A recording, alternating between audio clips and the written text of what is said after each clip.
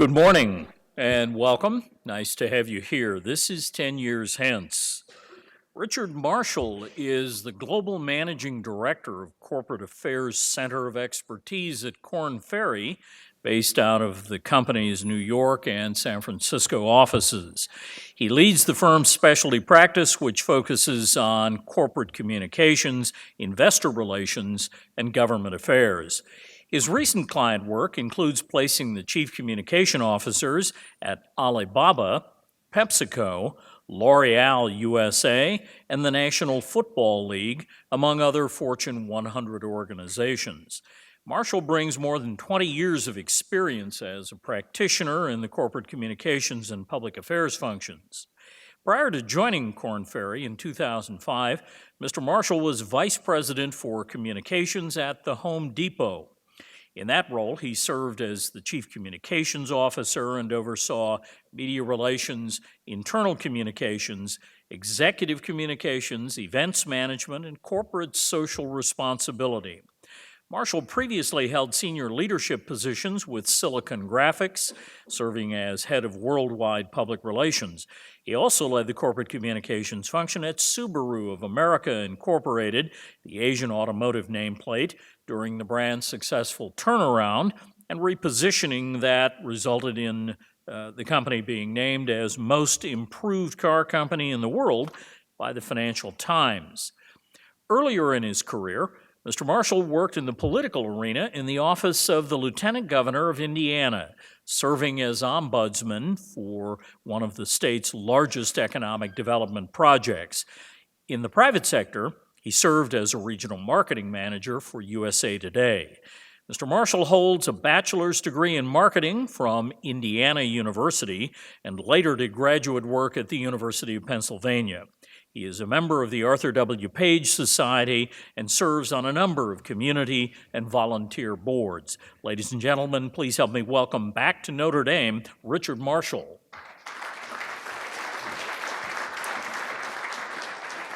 Good morning. Thank you, Jim. Thank you very much for that kind introduction. It's great to be here back in my home state of Indiana, back to Notre Dame. Obviously have huge respect for this institution, for Mendoza, and also for Jim O'Rourke, who's been a real leader in the field of corporate communications and working with practitioners. And that's actually how I got to know Jim about 15 years ago. So, Jim, it's not lost on me that this is April Fool's Day.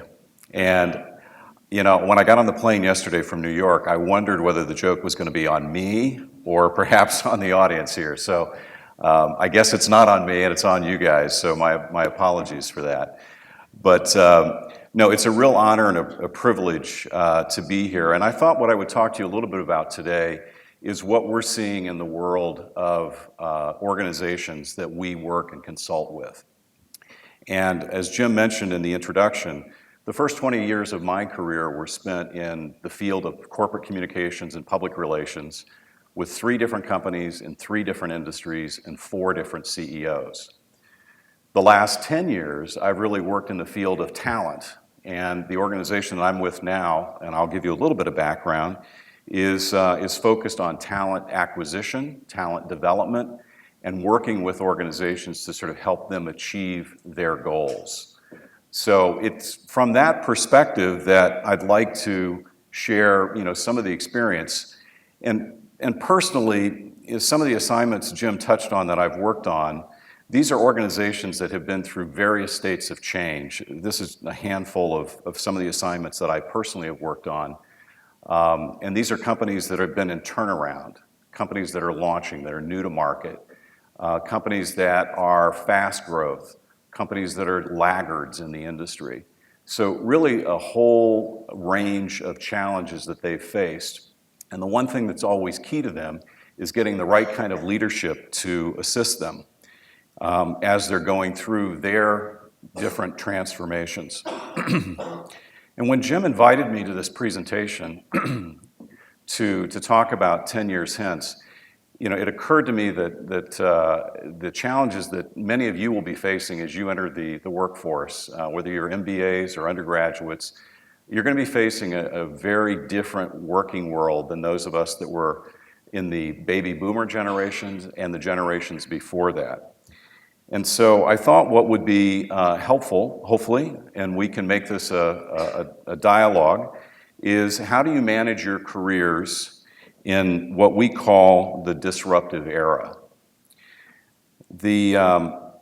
If you look at the changes that companies are going through these days, the acceleration of technology, the acceleration of change is really forcing radical thinking within the boardrooms and among boards. But I thought, let me give you a little bit of an overview on who we are, and I'll spare you the commercial, but just to give you a little bit of a sense, because my remarks will really be informed by not only what I do, but what my colleagues have done and the collective knowledge of who we are.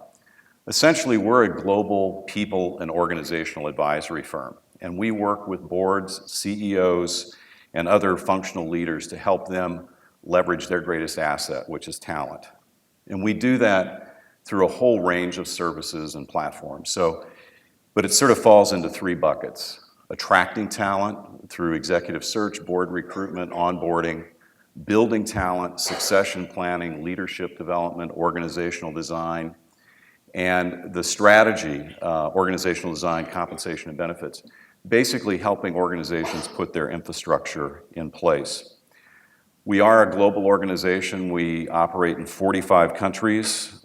We do about 1,000 searches a year for executives across different industries, different geographies, different functional areas. And it's really through the combination of that experience and the collective knowledge of my colleagues and peers that I want to share with you sort of what we see is changing in terms of the skills that will be required going forward and how you can be successful. I thought it might be helpful, given who we are, to give you a peek into one of the boardrooms that our organization, and the company will remain nameless. So what if we don't change it all and something magical happens? Yeah, right. This obviously is intended to be a bit of a joke. The reality is there is so much anxiety right now in boardrooms, among leaders and among boards, about what's going on in the marketplace. The organizations these days are so focused on making changes, sometimes maybe too quickly, but they're focused on action. And the reality is it's a disruptive age. Companies need to take action, because if they don't defend their position or if they don't disrupt, they are at risk of being disintermediated. And when you look at it, it's not only the business models that are being disintermediated, and you can look at examples like Netflix, Uber, Tesla. These are companies that are sort of radically changing the business models of the organizations that have longstanding and successful business track records. But it's also things like the activist. And for good or for bad, the activists are noisy. They shift the game plans of organizations. They may drive a divestiture. They may drive a merger. They create disruption in the marketplace. And there's also, lastly, in this disruptive era, a wide range of disruption within the information channels. And the reality is there are more channels, there's more noise, there's more information, and so consumers, your customers, are all getting information fed through different channels. What to believe, what not to believe, what's true, what's not, how they gather, collect information in terms of what their shopping habits and patterns, what information is relevant to them. All of these things are serving to create a very disruptive marketplace. And if you take a look, this is 10 years hence, but if you take a look back, look at some of the impact of things like Netflix. These are just a few of the examples. But Netflix, originally with their mail order and now their streaming business, has really helped to hasten the demise of Blockbuster, which shut its doors in 2010. If you look at things like iTunes and Pandora, with digital downloads and on-demand streaming, these things have helped to put the nail in the coffin of record stores. You don't see them anymore. And Amazon has obviously had its impact first with books and then with the Kindle e-readers and pushing some of the big box retailers out of business. And obviously this is just a handful of examples. You can look at virtually every industry and every category and see the disruption that's taking place. One of the things Jim and I talked a little bit about is the most admired companies. And this is the current top 10. And you'll see in there that there are not only some legacy companies like GE, FedEx, but there's a lot of newer companies that are in there. Google, Alphabet, Amazon. These are organizations that have shot to the top and have done a great job of building brand equity and admiration in the marketplace. But what I think is interesting too is if you roll back again 10 years, 15 years, take a look at some of the companies that fell off of this list. I mean, this is obviously only one list, but companies like Kodak, SmithKline, Rockwell, Western Electric, Wang Labs.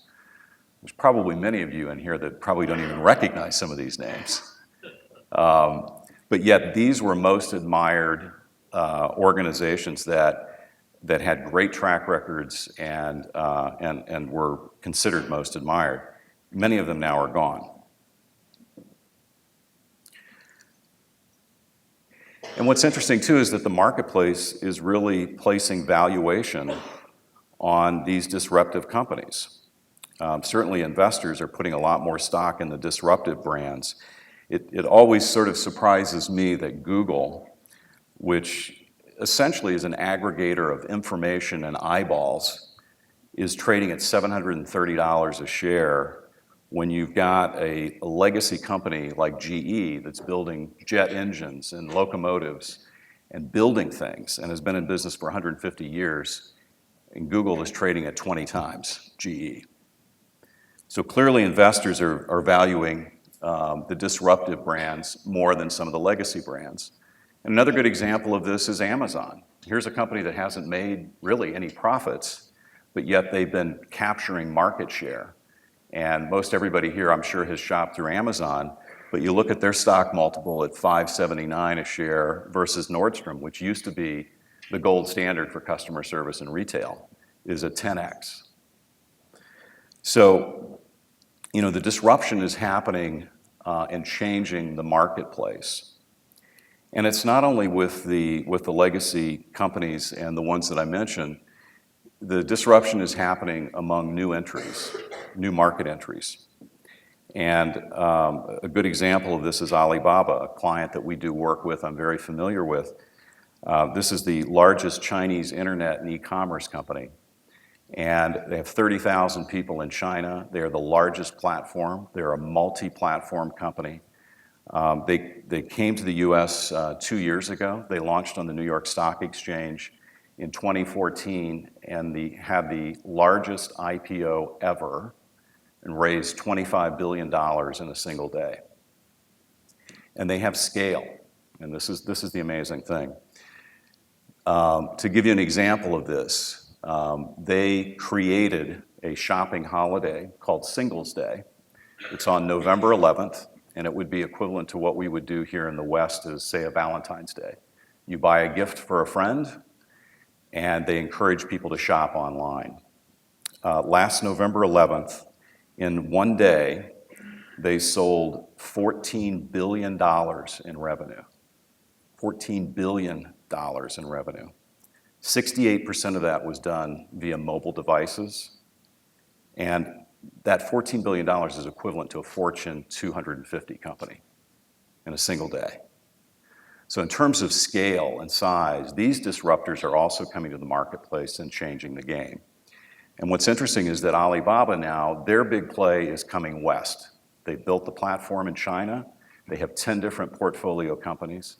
They're building out their organizations and their infrastructure in the US, in Europe, and Latin America. That's their next big play.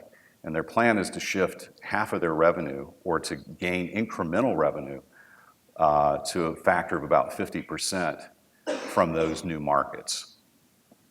So new companies, new entries, and this company is only 15 years old. They were started by 17 founders. Jack Ma, who was a English school teacher in China, started this company in 1999. So they're 16 years old. And this is just a peek of, these are brands that probably will not ring, you won't really know what they are, but this is who they're invested in and organizations. And they're a combination of eBay, PayPal, Amazon, and other big scale companies. Alipay is actually going to be larger than Apple Pay and PayPal combined. So the scale is huge. So with these, when you think about 10 years hence, what does it look like? I think it's helpful to maybe take stock, think back. What's happened in the last 10 years? And a couple of data points here. 2006, there was no iPhone. It was launched in 2007. There was no iPad. It was launched in 2010. Google Maps came out in 2009. Instagram had just was started in 2010. And Twitter, Facebook, and YouTube were all very early stages, just launching. So if you think about how those technologies have changed companies, product and service offerings, and jobs, it's interesting. Because we've, if you look at a couple of things here, we see this now because we're actually recruiting for this. Jobs now, or companies rather, have created new jobs that didn't exist before. Social media manager. We're working with companies in their communications department trying to help them find people that have the skills and the talent that will help them to develop their social media platform. Content and the tools to drive that content because they want to be in the conversation. They want to be relevant to their customers and be in the marketplace. Another shift of the technology here is that newsroom and journalists now, they no longer look at press releases, they look at Twitter feeds. I mean, that now is the source for breaking news, is what's following on Twitter, what's happening on Twitter. Artists, whether it's a whole range of artists, are finding and reaching their audiences through YouTube. And there's plenty of good examples of musicians now that have gotten their start through YouTube. Friends and family are connecting through Facebook and Instagram, and business people are using LinkedIn to connect, recruit talent, and build relationships that didn't exist. So these are all sort of outcomes of technology that has been launched just in the last 10 years. So, and I think that's really my point, is that it's changing the landscape. And one interesting story from a recruiting side is that when we're doing recruiting for executives, we're finding now that our clients, and we're doing it for them, are doing social media scans to look at talent. So we're not only looking at resumes and references and doing interviews, but we're looking at the whole social media platform. What have they posted? Where have they been? We had a situation, unfortunately, for a very talented candidate that as we were doing a social media scan, we found out that he had a DUI. It popped up on one of the, that he was convicted of driving under the influence. It popped up on one of the media scans that we were going through. We had to at least inform our client that this particular candidate had this show up. And I've had clients, while we are presenting clients, or presenting candidates rather, that will be Googling and watching YouTube clips of candidates while we are actually presenting them to them. So the shape of all of this is really impacting how companies look at talent. And that's just, you know, one additional example here. So given those changes, you know, the technology and what we've seen, how's that changed the workplace, how that's changed organizations and jobs, looking 10 years forward, you know, what will be the impact of some of the new technologies and technologies that are in the active dialogue now? Drones, driverless cars, 3D printing, wearable technology. All of these things are going to create potential categories, products, services, needs for customers, and it's going to shift the landscape, and it's going to shift the design of work and also of jobs. And beyond that, I mean, look at what's also happening with artificial intelligence. I mean, the consumer applications right now are pretty obvious. Amazon is doing a lot with Alexa. You're seeing a lot of these commercials now. But Siri, has been out for a few years. But these are the early stages of artificial intelligence. What's the impact of that going to be on how you work, what the jobs are, and what the products and services that come to market? And on a larger scale, IBM has had this amazing project with Watson. And again, you're seeing more marketing around that. What are they doing? What are the applications? What will the impact be on companies and the jobs that are created? Clearly, IBM's put a lot of resources into this. And the ability to take massive, unstructured data and organize this in a way, I think is fascinating to watch what's going to happen with this.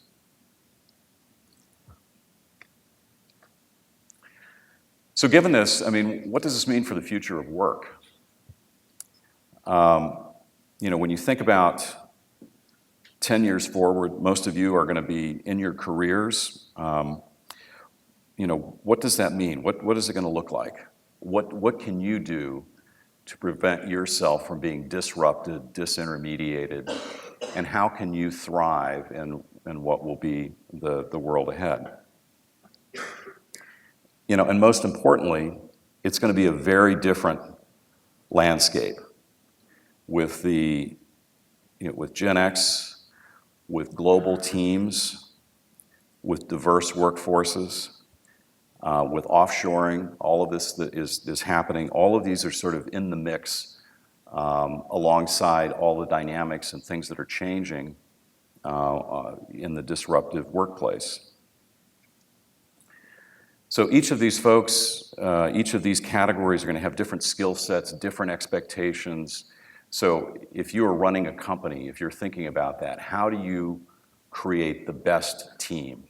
Who do you put on the field? How do you operate within this environment? How do you strategize to be competitive, to stay ahead of the game and not get disintermediated?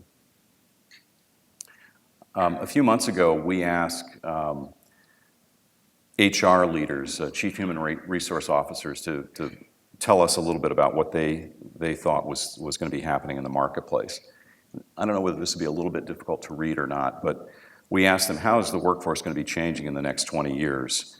And you'll see in here that the two largest categories are they feel there's going to be more remote and virtual workers, there's going to be more global teams, and it's going to be a more diverse workforce. Interestingly, only 3% thought that there was going to be a more automated workforce. I thought it might be a little bit higher than that.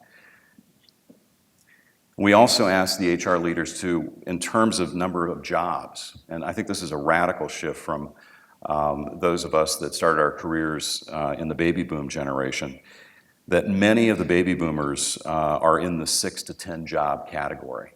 And I know my parents, I think, had 2 jobs. I've had 5, so I kind of fit in that middle range there. But look at Gen Y and Millennials. The survey of HR leaders think that throughout their careers, you're going to have between 11 and 19 jobs. So that means you need to be portable, you need to be flexible, you need to have skills that will allow you to transition and transform just as the companies that you're going to be working for are.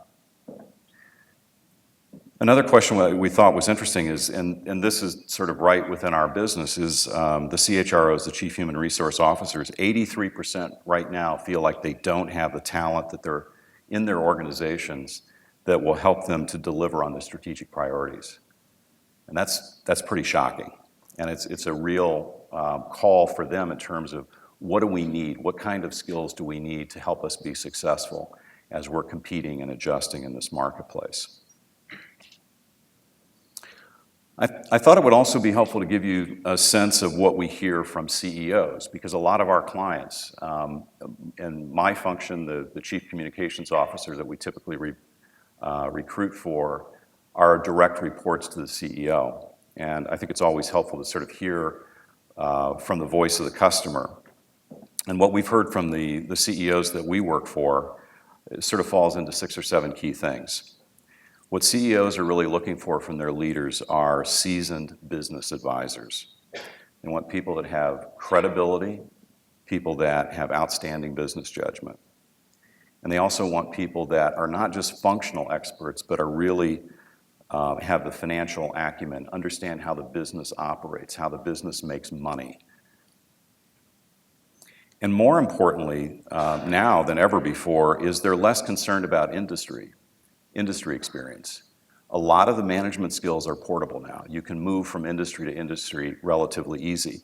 It's more about what experience have you had with businesses at different life stages, as opposed to, gee, you're in technology, I want somebody purely from mobile.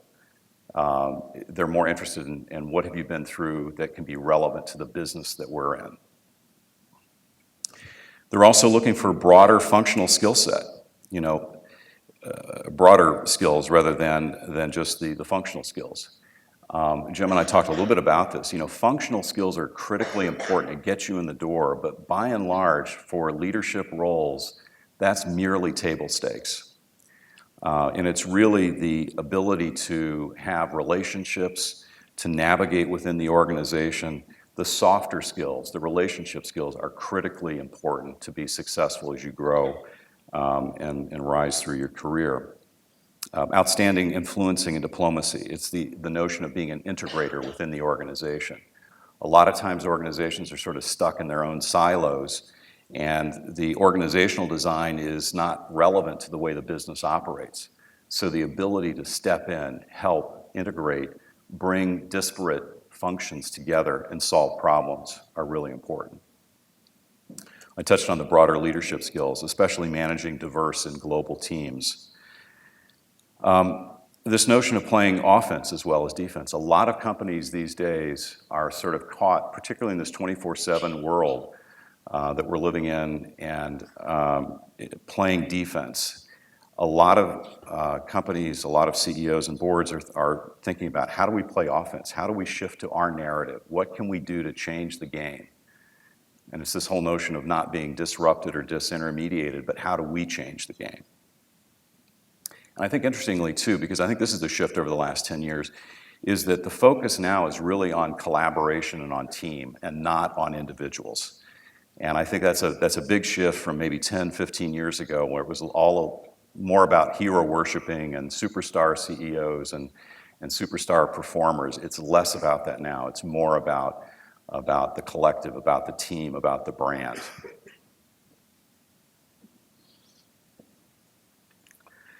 So as you think about as we think about this dynamic in the marketplace, how do you best position yourself to be successful? And a couple of things that I would offer on this, and again, this is the collective thinking of our firm and work that we've done, but I think you need to begin thinking about your career and act and behave like a CEO. It should be brand you. And what that means is the ability to recognize that you're going to go through a lot of different challenges, a lot of different changes. You need to focus on your brand. What does it stand for? Think like a CEO. What are the challenges that you're going to face? Think 3 steps ahead. Where should I be? What if I do this? How will this help me to get to where I want to go? And I think, like good CEOs, you want good people around you. You want good advisors. You want good mentors. You want people that can help you, people that are good sounding boards, a kitchen cabinet, if you will. I think the other thing is that you need to continuously focus on growing your skills. And again, technical skills, you've got to stay current in those, but you also need to build other skills. The other skills will allow you to move within the organization and grow your career. This next one, I say stay current and stay connected and stay relevant. They're all somewhat related, but stay current. You have to know what's going on in the world. You can't be sort of hunkered down in your one silo doing what you do and doing it outstandingly. You have to be able to know what the context of what's going on in the business world is. What's going on in the social landscape? How is that going to impact your company? How is that going to impact your brand? So you have to stay current, you have to stay relevant, and you have to stay connected. And the connectedness is also about your relationships. It's building good, solid working relationships. Never burn a bridge as you're going through your career path, because you never know when you may need somebody. Sometimes young career people get frustrated, things are moving more slowly, they don't respect the people they're working for, and it's easy to pop off, or it's easy to run away from something. And it's more important when we're counseling career people, or people that are in their careers, it's more important that you're running to something and not running away from something. So, think about your connectedness, think about your relationships, think about how you can leverage that, because that'll be critically important as you look at your career over the long term. A couple of quick notes on skills that I think are going to be important in the decade ahead. The whole notion of strategic orientation. Thinking and acting strategically touches on what I said a minute ago about CEOs focused on how do we change the game, or how do we stay in the game. What do you do to reorient yourself around this shifting landscape? What can you do? You need to be thinking, and these will be skills that organizations are going to be looking for, is what's your strategic orientation? How do you approach things? Our firm sometimes does talent assessments where we look at those types of skills, and we have exercises around problem solving that will look at that. What's your strategic orientation? How strategic are you? Those are critically important. Resiliency is also something that I think the ability to pivot, to redirect, and to thrive amid the chaos that exists. You've got to have the fortitude to sort of work through this. It's going to be disruptive, it's going to be challenging, there's going to be times in your career where it's tough, and you've got to have the resiliency. And the thing that we see in executives that have done well is they've had that. They've had the ability to bounce back, they've had the ability to not let a roadblock deter them from where they're going. Learning agility is another thing that we talk a lot about as a firm, and it's the ability to learn on the fly. It's processing lots of information. It's again being able to shift, to pivot, to think about in the new context of what's going on, to process in real time. And learning agility is really key. It's probably the one skill that we see among executives that have been successful and have transitioned, is their ability to learn a new industry, to learn a new skill, to learn a new dynamic, to process this information and reorient. I think problem solving has always been something that's been important, but it's never been more important than it is now. Organizations, leaders are facing challenges they've never faced before. CEOs, typically their tenures 5 years. They come in with an agenda. They know what they want to do. You have things like activist shareholders. You have things that can disrupt them. In many ways, today's CEOs are a lot like political leaders. They have a campaign, they have a platform, but there's 100 different things that are going to take them off course. And a lot of these things, the organizational structure that's in place is a legacy structure that's not well equipped to adjust to that. If you were to ask, organizations right now, corporate reputation is a big issue. Who manages that in the organization? Corporate reputation. If you have a product scandal, if you have a leadership scandal, if you have any number of things that could threaten your reputation, and nobody is immune. You think about some of the greatest brands, GE, Toyota, J&J, was the milestone for many years. But none of these brands are immune from crisis. So within that, who manages reputation? Is it communications? Is it legal? Is it public affairs? Is it marketing?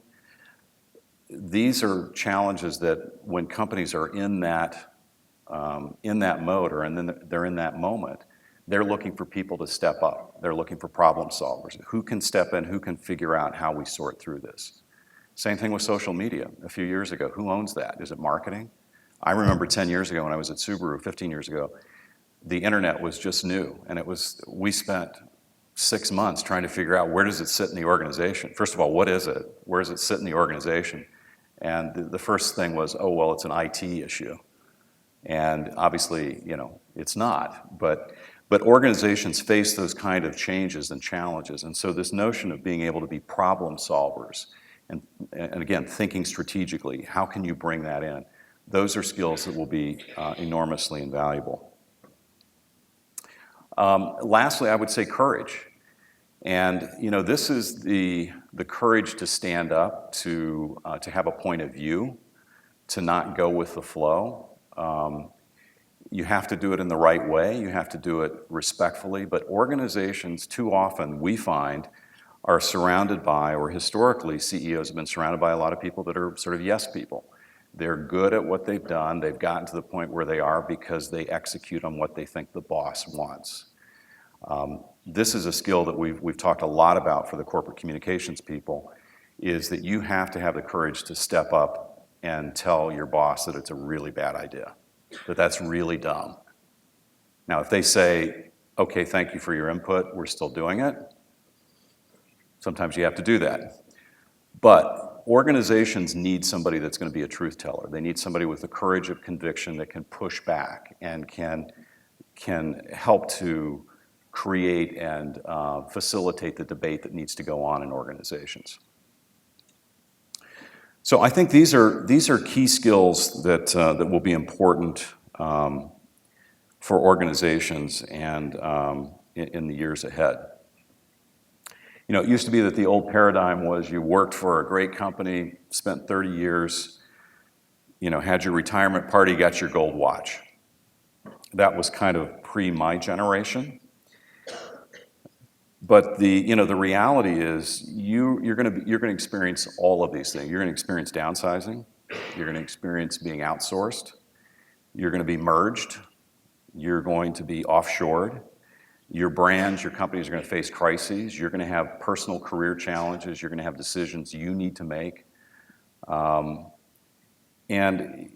the reality is that the new maxim really is your career is a mosaic. It's going to be a tapestry of all of these experiences that you have, and it's going to be a journey. And I would say, in closing, I think the most important thing that you can really do to prepare yourself for to operate in this environment that we're in today is you have to be proactive in owning your career. Be your own CEO. Think like a CEO. How do I position myself? What are the things that we need to do? What do I need to do? How can I increase my skills? How can I add additional value to what I bring? You've got to align with and pick really good advisors and mentors. And that's not just, there's different stages of your career, and I think you should look at mentors and advisors at different stages. Early stage, it's probably better to pick a mentor or an advisor that's maybe 5 years ahead of you in the career track. What did they learn? What do they wish they had done when they started out? You don't necessarily want to get somebody that's just retired that's giving you advice when you're just stepping out and starting in your role. So you may want to have a series of advisors at different career stages. I think you have to constantly focus on learning and adapting and staying relevant. And as I touched on a minute ago, the relationship skills, building those, your network will be enormously valuable to you. A lot of people, when they come in and they approach us and they're thinking about changing a job, and they'll say, I need you to find me a new job. Well, first of all, we're not agents, so we're not taking people on as talent agents. But the first thing I ask them is, who's your network? Who have you talked to? Think about everybody that you've worked with. Engage that network, because that's going to be a richer supply of connections for you. They know you, they trust you, they can get an introduction to somebody that's key. That network is really precious, and I think as you're starting out your career, think about how you build that, how you nurture that, invest in it, And even for mid-career professionals, I say this a lot of times too, is that it's very easy to get drawn into the business and you get, you're working 15, 18-hour days, but your network is going to be the thing that will pay the greatest dividends for you. So you have to take time to invest in professional events, build your professional networks, because that will be critically important for you. And lastly, I would say, enjoy the ride. It's a dynamic marketplace. It's chaotic, but it can be a hell of a lot of fun. So enjoy the ride. Thank you.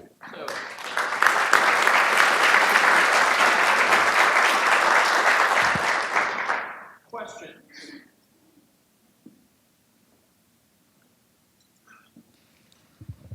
Thank you very much for talking this morning. So you talk about having this multifaceted skill set. What do you think of the paper resume, given we're living in a time where you have, an online profile that never sleeps? Do you think its extinction is imminent, given that companies are looking for a much deeper sense of who you are? And do you think that we are limited by, a side of A4? If we're limited by, I'm sorry, I didn't hear the last part of that. A side of A4 paper? Oh, no. I think, look, organizations look at talent in multidimensional ways. So what you are on paper is an important part of that. That's usually sort of a first screen. It's, okay, do they have sort of the requisite skill set, academic background? But beyond that, it's going to be, what kind of experiences do you have? What kind of internships? What kind of things have you called out in your reach out to them, whether that's in a letter or in a phone call? I encourage people to do informational interviews as a great way of networking as well. So, but how you capture that is more than just paper. It's really going to be sort of the relationships and how you leverage all of that. And sometimes, people will think, oh, when I'm searching for a job, it's like, oh, I have to send out all of these, they may be looking on Monster, they may be looking on the job boards, and people get frustrated because they get screened out. And the reality is that those things are essentially a paper factory, and people are getting thousands of resumes. We deal with a lot of companies in Silicon Valley, and they tend to use LinkedIn, and they tend to use the job boards, and they're just overwhelmed by what they get. And half the time, the people that are seeing those from the inbound side are junior level recruiters that don't really know what the function or what the job is. They're just looking for 8 or 10. If you check 8 of the 10 boxes, then you get passed through. So that's where, I think your networking and the things that you can do that will call out your experiences that will be more attractive to that opportunity can help you. Does that help?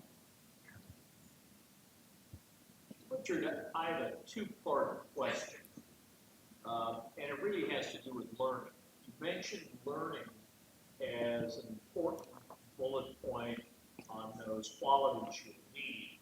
So half of this, I think, has to do with formal education. So first part of the question is, do most employers value graduate education, let's say an MBA or a specialized MS Finance, MS Business Analytics, MS Accountancy? What's the value there?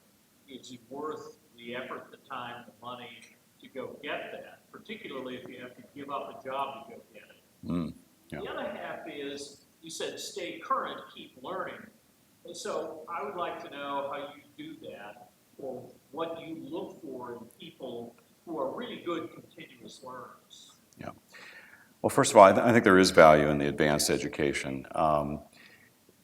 I think it sometimes is situationally dependent. If you are with an organization and have been there for a few years and you're using that to springboard into a new role, it's especially helpful.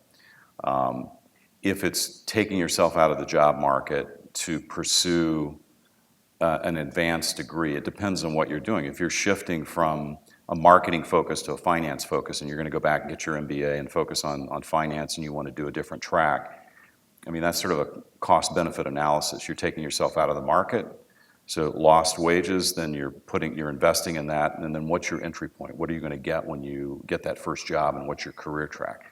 So it's sort of hard to say on that, but generally speaking, organizations love to hire great pedigrees.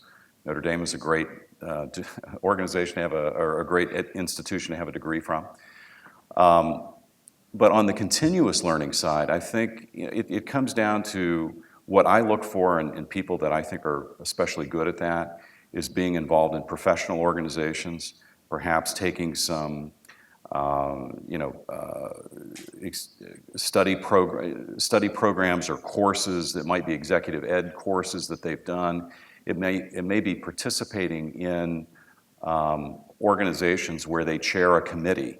And sort of the whole notion of being connected and learning about different things that are sort of outside of what they normally do, those are things that I think are demonstration of doing that.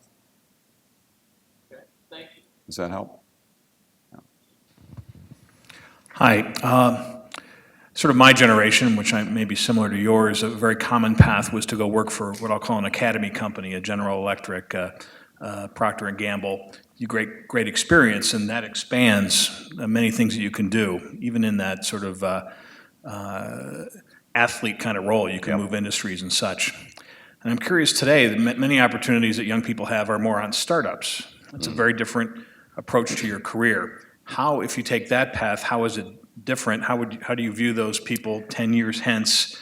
Can they move back into a kind of a corporate world, or is you making that kind of choice early on? Yeah, it's a really good question because, I think first of all, I think for younger people, if there's an opportunity to work within a startup, it's a great opportunity because obviously it's less structure, there's more opportunity to learn, to do a lot of different things. The downside is that you're not getting necessarily great training that you would get from an academy company like a P&G or a GE or others. So there's some trade-offs in that. But at the same time, it's interesting. You look at organizations like GE now, and they're doing a lot more. I mean, this is the cover of Business Week, and they're talking about how they're sort of going back to trying to be a startup again. So I think even legacy or academy companies like that are valuing the startup experience, sort of that entrepreneurial mindset. So I think there is real currency in that. And I think for students coming out that are starting their careers in startups, there's real value in the experience that you learn there. But you have to be able to pivot pretty quickly and recognize that probably in those cases, it's going to be a 2-year stint or less. And then where do you go? And it sort of goes back to what we were talking about before, which is, okay, what's your next move? Or where do you go? What experience can you get there that is transferable, that if you're thinking about brand you, what is that going to help you do? Where do you think you want to go from there? But I think academy companies there's a real sense, especially in this disruptive age now, where the big companies, they need to have more of that entrepreneurial mindset in leadership roles. How do we think about it? How will we bust things up, change things, create new products and services? So I think there's greater value in those companies in taking people that would transition from the startup.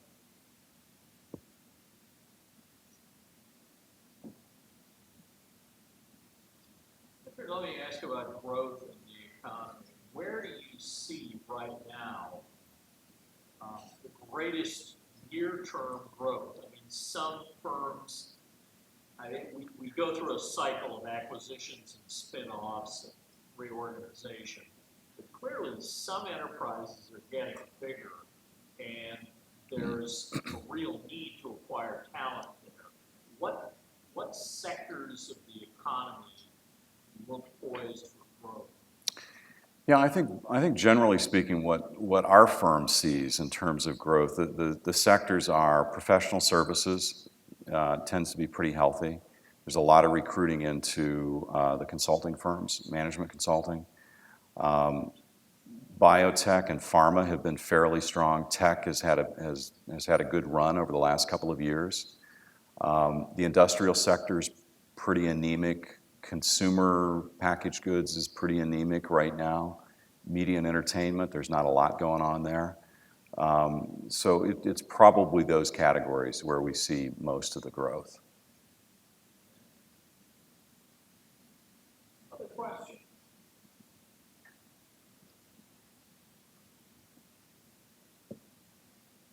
Yes, sir.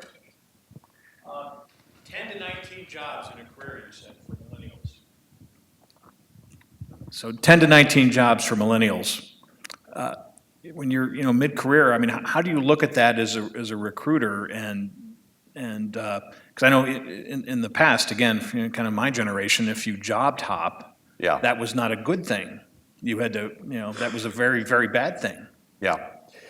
Well, it is generational. It's also interesting that I'll give you a good example. So we're working on a current assignment for Walmart right now, and Walmart has a new leadership team, relatively young. The CFO Brett Biggs and CEO Doug McMillan are late 40s, early 50s. So they're really trying to bring some new energy, some new leadership into the organization. But yet, it's an organization that is looking at people, particularly on the e-commerce platform, because they want to be a big player, and they're competing against the Amazons. And part of their frustration has been is that while same-store sales have been sort of flat, their e-commerce platform has been growing at 30%. So, and they're making the investment. They're going to be a player. They're going to compete with Amazon. They want to have the bricks and clicks component of the strategy. But what's interesting is they're trying to recruit people from Silicon Valley to come work for the e-commerce side of the platform. And so when we're talking with them, and you're looking at people that are in Silicon Valley and the tech startups, typically it's 2 to 3 years and out. So there's a lot of movement. And yet in an organization that has, sort of a legacy, long-standing, more traditional model, looking at those, sometimes the recruiters are like, well, this person's too hoppy. They've jumped around too much. But part of it is they're having to adjust their mindset to think about the talent that they need to bring in for this platform. So it can create some challenges within organizations. It used to be that, if you saw somebody that had 3 years or less on their resume, it was like a total red flag. It's less so now. But it sort of depends on the company, what they're looking for, what the talent that they're going after is coming from, what category. So, but it's a little more flexible than it used to be. So.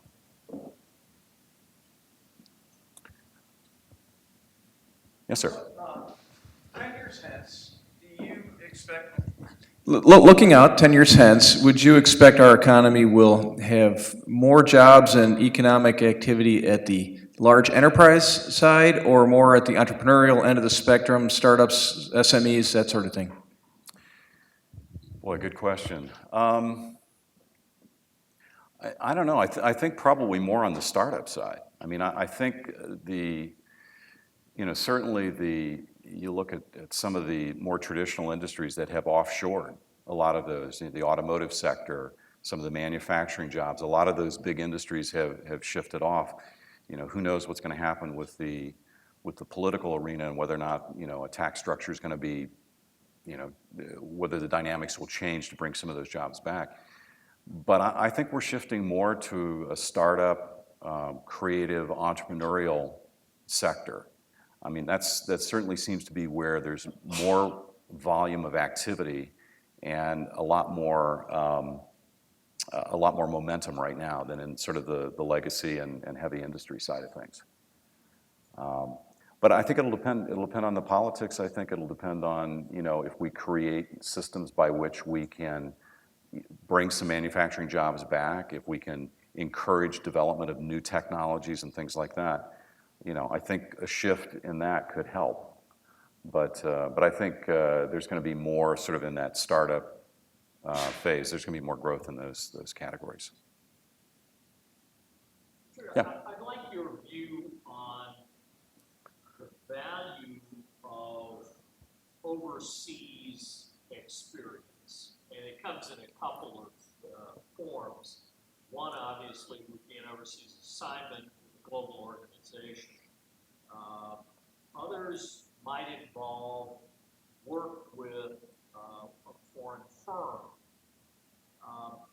I've been told by executives of firms that are primarily owned and headquartered abroad, it's really good to bring in a North American, but we're not going to hire a kid who spent spring break in Shanghai, right? to come and run this organization or to run any important part of our business, we're going to hire a Chinese national. And they talk in particular about language barriers. I lived and worked in Japan, but it's very much the same in Korea and China and other parts of Asia, and in some parts of Africa. So what's the value of taking a job overseas or learning a foreign language? Yeah, I think increasingly it's very important. I mean, I think we hear it in virtually every assignment that we work on is what level of international experience do they have? First of all, do they have any language capabilities? I mean, obviously we're working with Alibaba right now where you've got really a first generation of Chinese management that is learning how to play in different markets, and language is a huge challenge for them. They want business leaders, and ideally they want business leaders that speak Mandarin. So, in a perfect world, they'd love to have somebody that's got a lot of e-commerce experience, has good management experience, speaks Mandarin, and can live in the US and potentially move to Latin America when they expand down there. So you can't always find, those things, but generally speaking, I would say that every assignment that we've worked on, international has been a key component. And not just managing an international office, but having the experience overseas is really valuable. Whether or not you're ultimately dispatched to run an office in Rio or whatever, but it's more of the international mindset. It's understanding how the business operates in those markets, understanding what the dynamics are. So it's in the context of broadening your understanding and context of how your business will operate in those markets. But enormously helpful and really valuable, more so than I've ever seen before. Other questions?